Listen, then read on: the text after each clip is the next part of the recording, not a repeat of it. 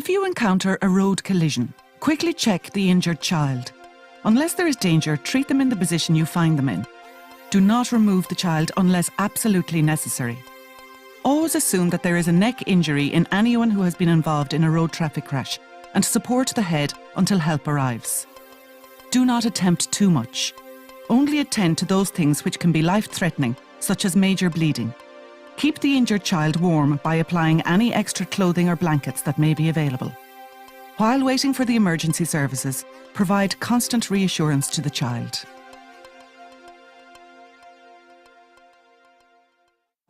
Put your hand. If your child gets a cut or graze, do the following.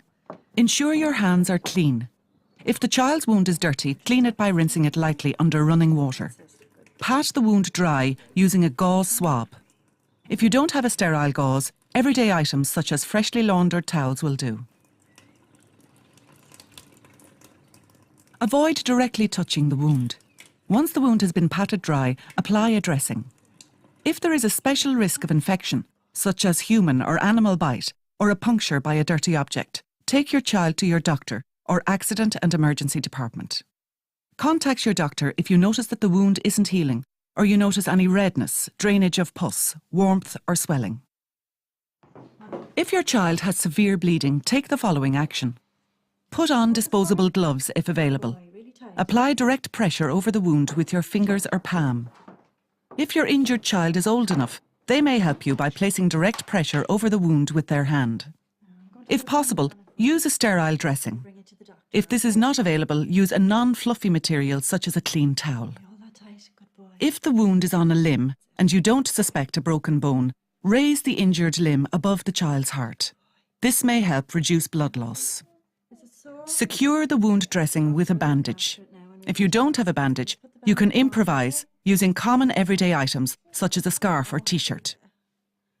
Remember to secure the bandage firmly enough to maintain pressure, but not so tight that it restricts or stops circulation.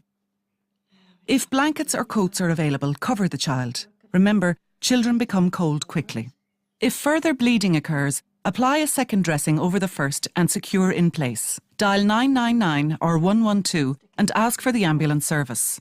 Remember, the child will be frightened, so at all times provide constant reassurance. While waiting for the ambulance crew to arrive, do not allow the child to eat or drink. If your child suffers a minor burn or scald, do the following. Reassure your child. Cool the affected part by flooding it with cold water for at least 10 minutes. This will stop the burning and help relieve pain. If you don't have water readily available, you can use any cold harmless liquids such as milk. Burns can cause swelling to the affected area, so while cooling, remove any items such as rings, watches or any constricting material. Once the area has been cooled, cover the burn with a sterile dressing or clean non-fluffy material. Secure the dressing in position by lightly applying a bandage. If you are at all concerned about the severity of the burn, dial 999 or 112 and ask for the ambulance service, or take your child to the nearest accident and emergency department. Remember, do not break or burst any blisters. Do not apply adhesive dressing to the area. Do not put ointments or fats on the area. They are of no value and only further increase the risk of infection and damage. If you suspect that your child has accidentally swallowed a poison, do the following. If your child is conscious and is old enough to understand and talk to you, ask them what they have swallowed. Dial 999 or 112 and ask for the ambulance service. When talking to the ambulance service, give as much information as possible about the swallowed poison. This will provide important information which will assist staff in the accident and emergency department once the child reaches hospital.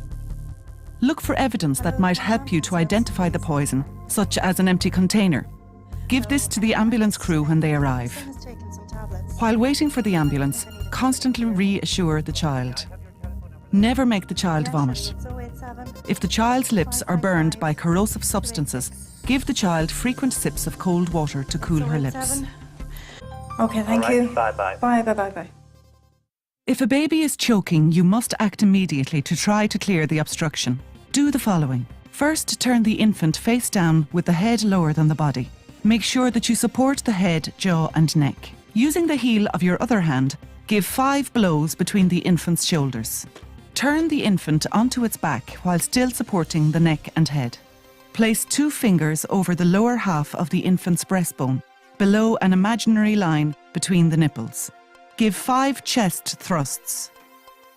Keep doing 5 back blows and 5 chest thrusts until the object pops out and the infant begins to breathe again.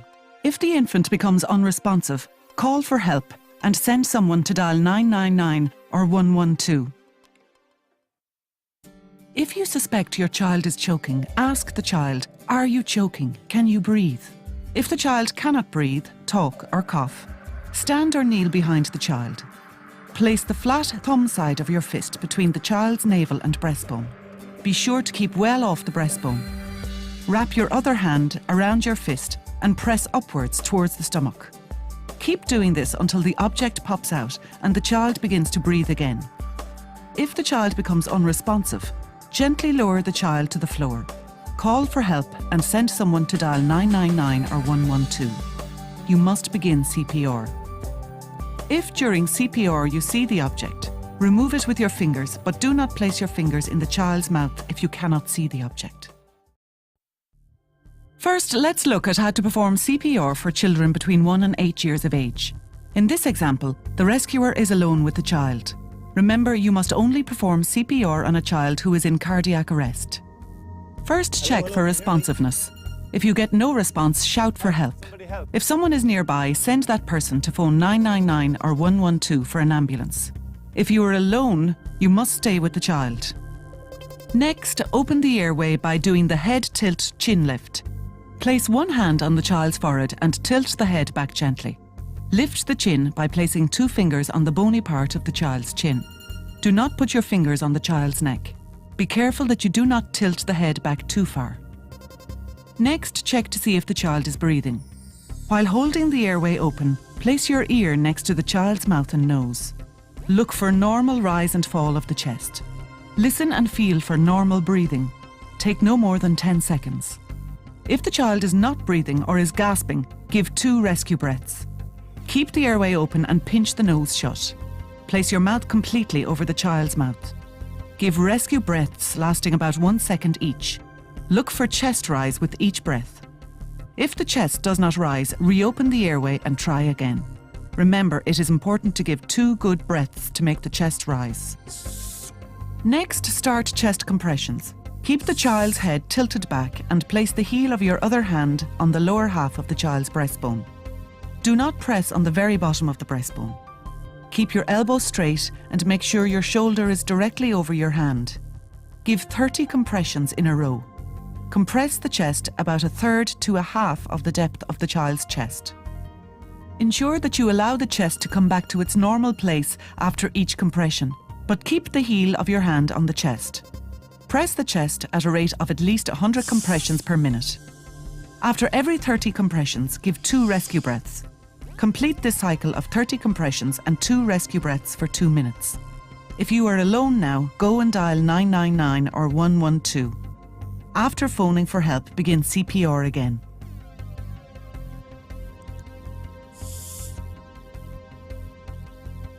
If the child is not injured, but is unconscious and breathing, place in the recovery position.